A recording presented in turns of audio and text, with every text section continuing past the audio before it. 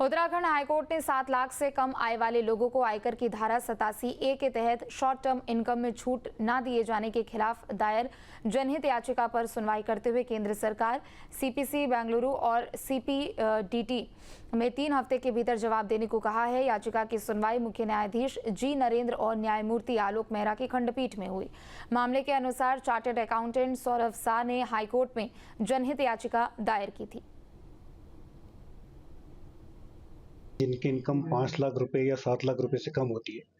उसमें income tax में एक 87A की रिबेट मिलती है। यानी कि अगर आपकी इनकम 5 लाख रुपए तक है तो उसमें आपको टैक्स कैलकुलेट किया जाता है और 12,500 रुपए तक अगर उसमें आपका टैक्स आता है तो उसमें आपकी लायबिलिटी नहीं बनती है।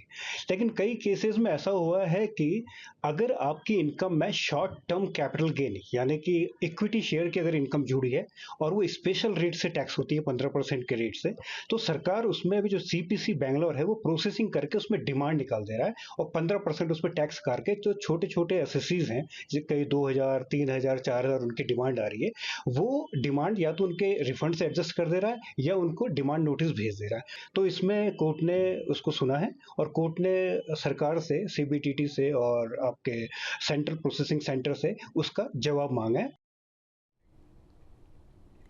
उत्तराखंड एसटीएफ ने एक प्रतिष्ठित दवाई कंपनी के ब्रांड के नाम पर नकली दवाइयां बनाने वाले सरगना को गिरफ्तार किया है। एसटीएफ को सूचना मिली थी कि प्रतिष्ठित दवाई कंपनियों के ब्रांड के नाम से नकली दवाई तैयार कर देश के कई राज्यों में बेची जा रही है। एसटीएफ ने पहले एक अभियुक्त संतोष कुमार को थाना सिलाकोई देहरादून क्षेत्र से गिरफ्तार किया था। इस मामले में एसटीएफ के एसएसपी नवनीत सिंह भुल्लर ने बताया कि 1 जून 2025 को प्रतिष्ठित दवाई कंपनियों के रैपर के नकली आउटर बॉक्स, लेबल और क्यूआर कोड के साथ संतोष कुमार को पहले भी गिरफ्तार किया गया था, जिसने पूछताछ के दौरान बताया था कि यह नकली आउटर बॉक्स, लेबल और क्यूआर कोड में अक्षय नाम के कहने पर छापकर उसको ट्रांसपोर्ट के माध्यम से राजस्थान के भिवानी के अक्षय के दिए पते पर भेज देता था। आज एसटीएफ ने संतोष की निशानदेही पर सरगना नवीन बंसल को गिरफ्तार किया है।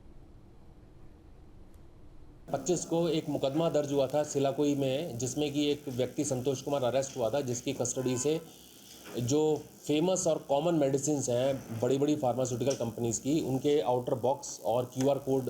फर्जी जो बनाए जा रहे थे वहाँ पे, वो बरामद हुए थे। इसकी इम्पोर्टेंस को देखते हुए